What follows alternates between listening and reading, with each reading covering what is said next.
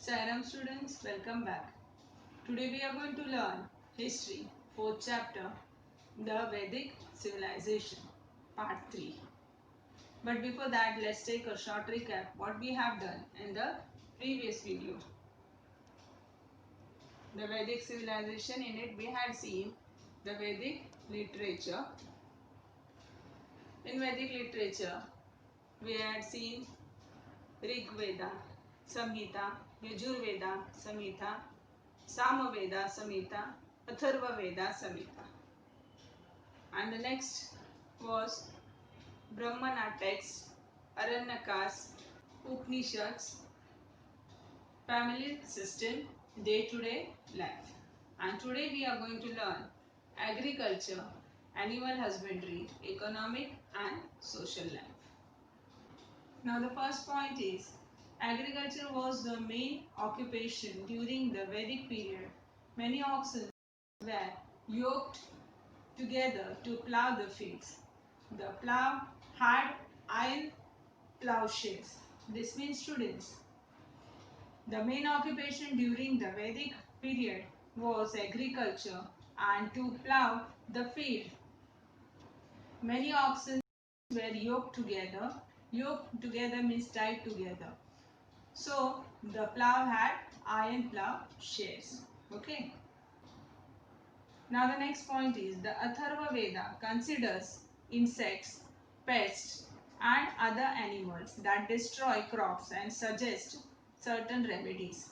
This means students, insects, pests and other animals that destroy crops and suggest certain remedies.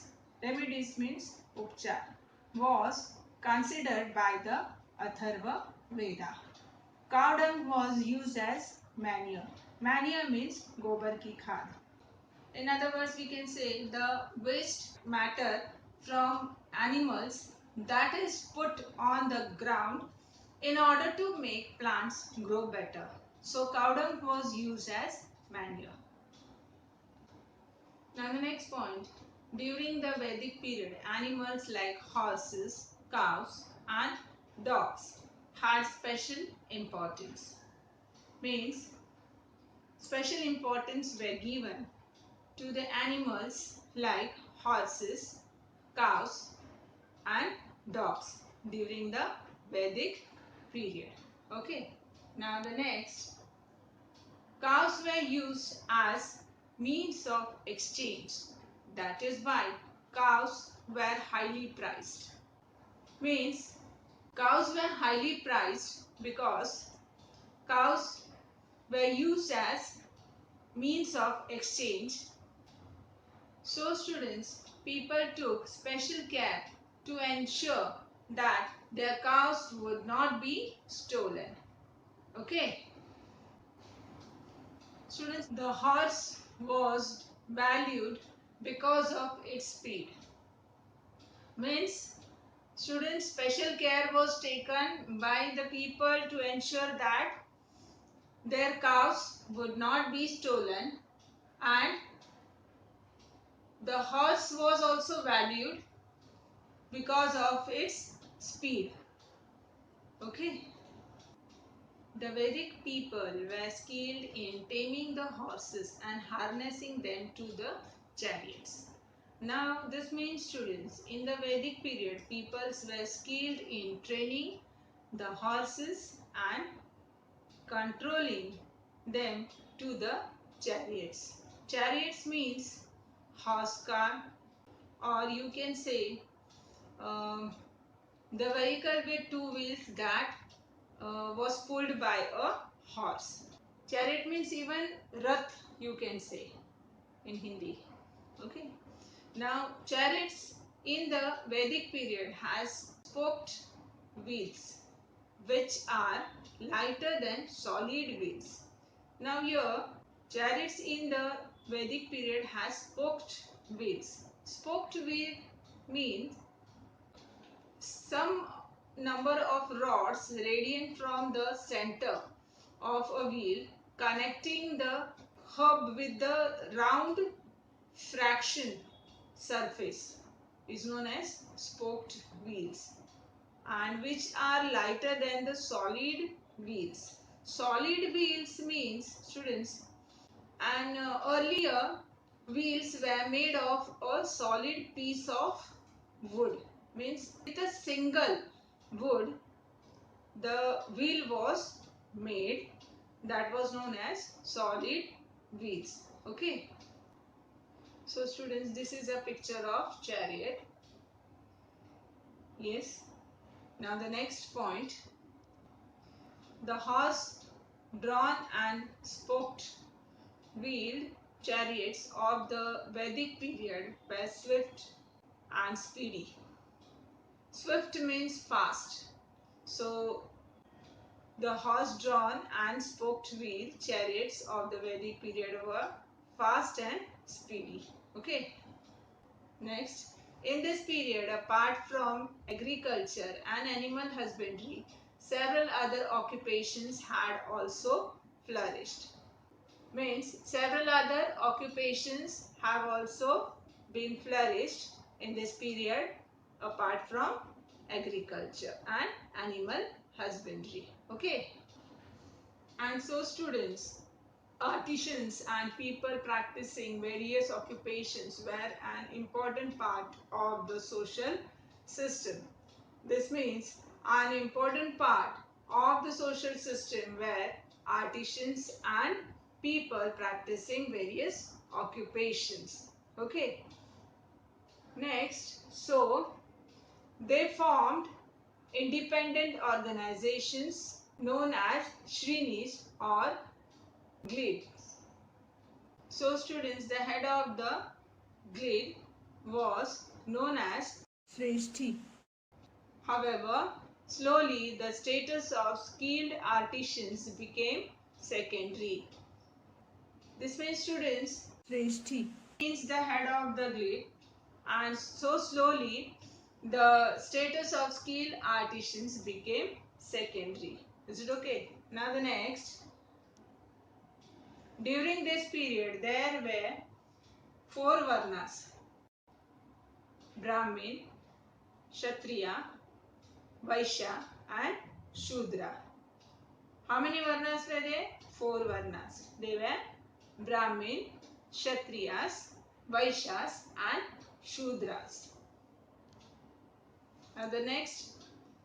A varna was determined by the occupation of the people.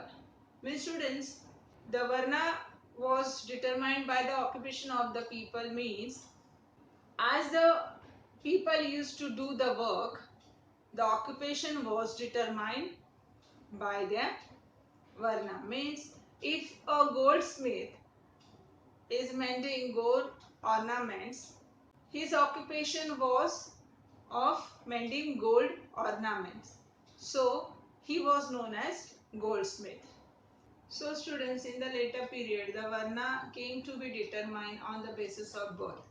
Means if a child is born in a Brahmin family, the child was being named as a Brahmin. If a child was born in a Shudra family, then the child was named as a Shudra child. Okay. If a child was born in a Kshatriya family, he was being named as a Kshatriya. Means according to the birth, the varna was being determined. Then this gave rise to caste. The caste system led to inequality in the society. Means the Brahmins were treated very respectfully because they were doing the work of worshipping God.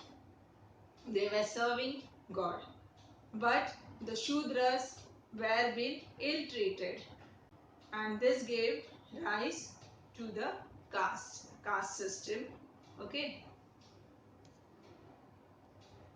Next, during the Vedic period, certain notions about leading an ideal life had become well established.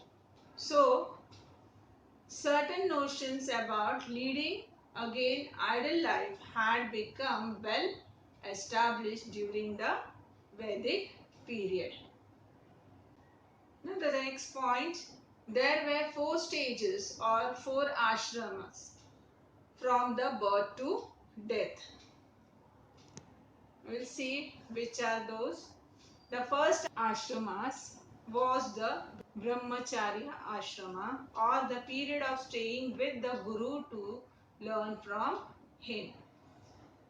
Means students, the period of staying with the Guru to learn from him was the first ashrama, which was known as Brahmacharya ashrama. Okay. Now the next stage after the successful completion of Brahmacharya ashrama was Grihastha ashrama. Now the second stage after the successful completion of the Brahmacharya ashrama was the Grihastha ashrama. Okay. Next, it was expected that during this period a man would carry out his duties towards his family and society with the help of his wife. Means, in Grahastha ashrama, a man would carry out his duty towards his family and society with the help of his wife. Okay. Now comes the third stage.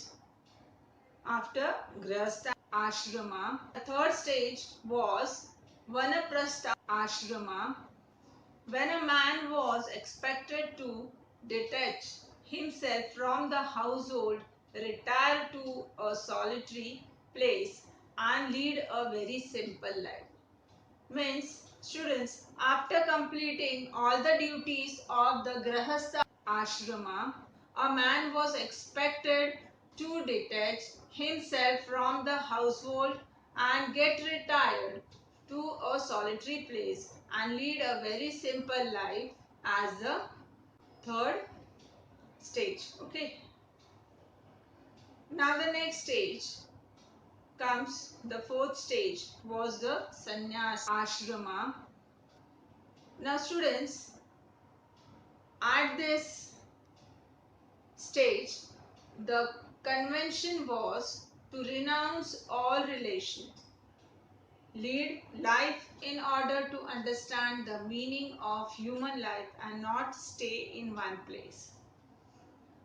Means, this is the fourth stage in which all the relations was renounced and lead life in order to understand the meaning of human life and not stay in one place. That was known as sannyas ashrama. Okay. So students, we have learned agriculture, animal husbandry, economic and social life.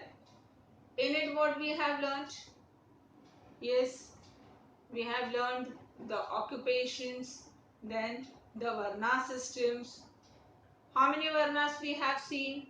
We have seen the 4 varnas. They were, yes, Brahmin, Kshatriya, Vaishya and Shudra. Then we have seen the ashram system. In that we have seen, first was the, yes, Brahmacharya ashrama, then Grihastha ashrama, then Vanaprastha ashrama, then the last was the sannyas ashrama. Okay. Students, now we are going to do the activity. Name the following. First, the head of the guild was known as, options are A. Shrishti, B. Shudra, C. Society. What will be the answer? Yes, Shrishti. Very good. Second, the period of staying with the Guru to learn from him. Options are A. Brahmacharya ashrama, B. Grihastha ashrama, C. Vanaprastha Ashrama. What will be the correct answer? Yes, A. Brahmacharya Ashrama. Very good. So students, that's all for today. Sai Ram. Thank you.